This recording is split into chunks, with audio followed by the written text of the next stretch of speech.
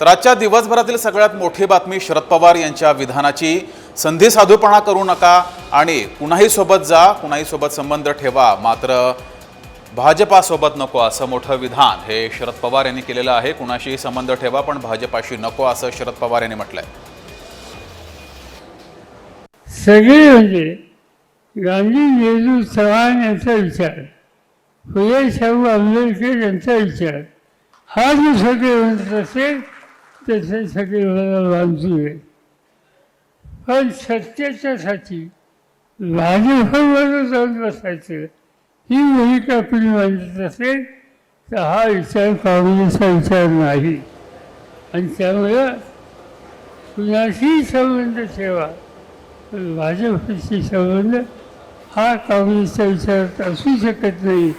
आणि त्यामुळं अशा पद्धतीने संधी साधू करायचं राजकारण हे आपल्याला प्रोत्साहित करायचं नाही।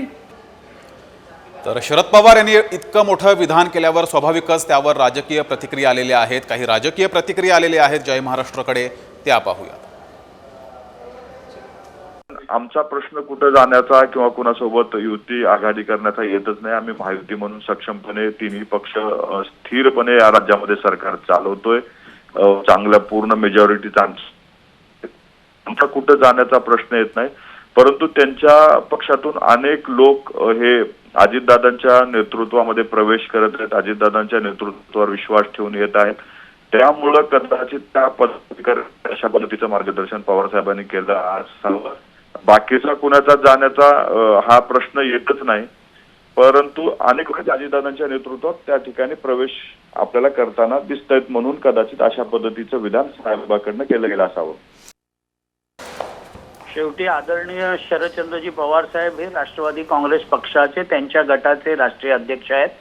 त्यांच्या पक्षाची पुढची राजकीय वाटचाल कशी झाली पाहिजे याचा निर्णय घ्यायचा सर्वस्वी अधिकार त्यांचा आहे। आम्ही ज्यावेळेला 2 जुलै 2023ला वेगळी राजकीय भूमिका घेतली त्यावेळेला आम्ही महाराष्ट्रामध्ये महायुतीमध्ये सहभागी व्हायचं आणि केंद्रातील NDA सरकारमध्ये सहभागी व्हायचा निर्णय घेतला। आमची भूमिका, आमची पुढची राजकीय वाटचाल माननीय अजितदादा पवार साहेबांच्या नेतृत्वाखाली NDA आणि महायुतीमध्येच असणार आहे। पवार साहेब हे ज्येष्ठ नेते आहेत।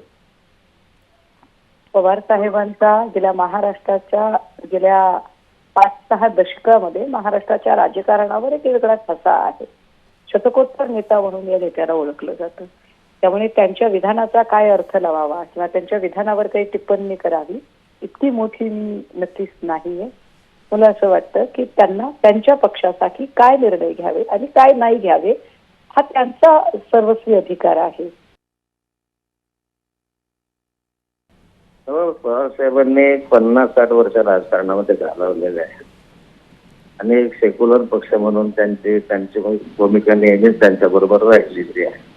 ते भाजपच्या कायम विरोधामध्ये त्यांनी राजकारण केलेलं आहे आणि त्यामुळे त्यांना स्वाभाविक असं वाटतं की भाजपबरोबर गेल्यामुळे पूर्ण आयुष्यभराचे जे तपश्चर्या आहे ते कोण जाता कामा नये। साहेबांचं ते वैयक्तिक वक्तव्य आहे। साहेबांनी म्हटलं संधी साधू हा शब्द साहेब बोलले।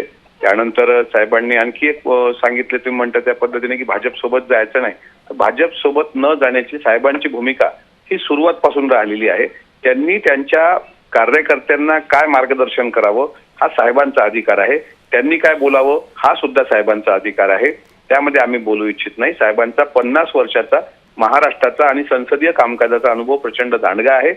त्यांनी जर ती भूमिका घेतली असेल तर त्यांच्या पक्षाच्यासाठी ती पोषक आहे। पक्षाची लोक त्या पद्धतीने त्यांच्या मार्गदर्शनात पुढे त्यांच्या पक्षाचे काम करतील।